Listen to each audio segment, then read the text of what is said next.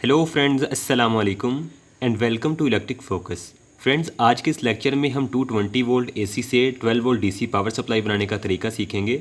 ये बहुत ही simple power supply है और इसको आप आसानी से बना सकते हैं। ये इस पावर सप्लाई के स्तर का डायग्राम है जो आज हम बनाएंगे। सबसे पहले हम 220 वोल्ट एसी को एक ट्रांसफार्मर की मदद से स्टेप डाउन करवाएंगे। तो स्टेप डाउन के लिए हम ये ट्रांसफार्मर यूज़ कर रहे हैं जिसके इनपुट वोल्टेज 220 या 230 वोल्ट से 12 वोल्ट है। इसके बाद हम ब्रिज रेक्टिफायर यूज़ कर रहे हैं जो कि एसी सप्लाई को डीसी में कन्वर्ट करेगा। इसके बाद जो डीसी सप्लाई हमारे पास आई है उसमें कुछ एसी के रिपल्स मौजूद होते हैं, उनको रिमूव करने के लिए फ़िल्टर यूनिट यूज़ करेंगे। तो फिल्टर यूनिट के तौर पे मैं कैपेसिटर लगा रहा हूँ जिसकी कैपेसिटेंस है 2200 माइक्रोफैरड और इसके वोल्टेज हैं 50 वोल्ट। इसके बाद वोल्टेज को स्मूथ करने के लिए हम वोल्टेज रेगुलेटर का यूज़ करेंगे। तो मैंने जो वोल्टेज रेगुलेटर लिया है इसका नंबर है 7812। सबसे पहले ट्रांसफार्मर 220 एसी इनपुट वोल्टेज को 12 वोल्ट एसी में कन्वर्ट करेगा। इन एसी वोल्टेज को अब हम ब्रिज रेक्टिफायर की मदद से डीसी में कन्वर्ट करेंगे। डीसी में कन्वर्ट करने के बाद इसमें कुछ रिपल्स मौजूद होते हैं क्योंकि ये प्योर डीसी नहीं होती। इसको प्योर करने के लिए हम इसमें कैपेसिटर यूज़ करेंगे।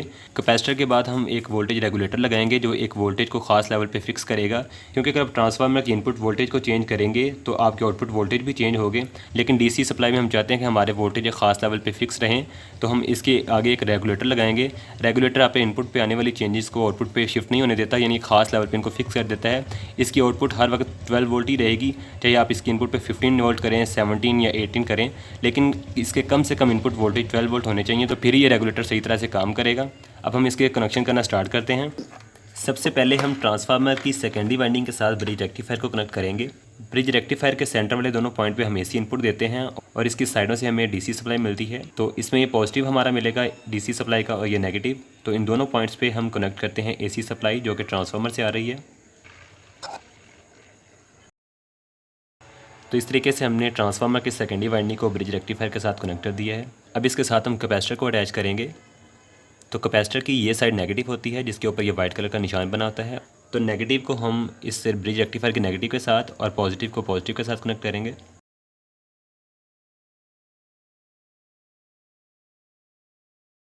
तो इस तरीके से हमने कैपेसिटर के कनेक्शन किए हैं ब्रिज रेक्टिफायर के साथ। इसके बाद सर्किट में हम वोल्टेज रेगुलेटर को ऐड करेंगे जो इन वोल्टेज को रेगुलेट करेगा, यानी इसमें फ्लक्चुएशन को कंट्रोल करेगा।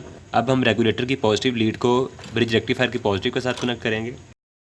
अब हम वोल्टेज रेगुलेटर की मिडिल पॉइंट को इसके नेगेटिव के साथ कनेक्ट करेंगे और कैपेसिटर से जो नेगेटिव आ रहा है उसको हम कनेक्ट करेंगे रेगुलेटर की नेगेटिव के साथ। तो हमारे ऑलमोस्ट कनेक्शन कंप्लीट हो चुके हैं। ये हमारा लोड के लिए नेगेटिव है और यहाँ से हम लोड के लिए पॉजिटिव लेंगे। तो यहाँ पे एक वायर का पीस लगा देते हैं। तो पावर सप्लाई के कनेक्शन कंप्लीट हो चुके हैं। इन दो पॉइंट्स पे अब हम एसी सप्लाई अटैच करेंगे और इन दो पॉइंट के साथ हम लोड अटैच करेंगे। इसमें येलो वायर पॉजिटिव है आउटपुट के लिए और ब्लू वायर नेगेटिव है और इस पर हमें आउटपुट वोल्टेज मिलेंगे 12 वोल्ट। तो अब हम एसी सप्लाई दे के इसको टेस्ट करते हैं कि इसके आउटपुट पर कितने वोल्टेज आते हैं। तो सर्किट की सप्लाई को हमने ऑन कर दिया है। अब हम इसके वोल्टेज को चेक करते हैं।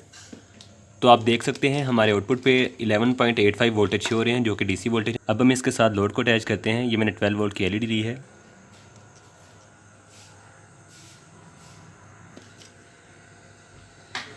फ्रेंड्स, अगर आपको ये वीडियो अच्छी लगे तो प्लीज़ इसे लाइक कीजिएगा और इस तरह की मज़ीद वीडियो देखने के लिए मेरे चैनल को सब्सक्राइब कर लें और साथ जो बेल आइकन का बटन है वो लाजमी प्रेस कर दें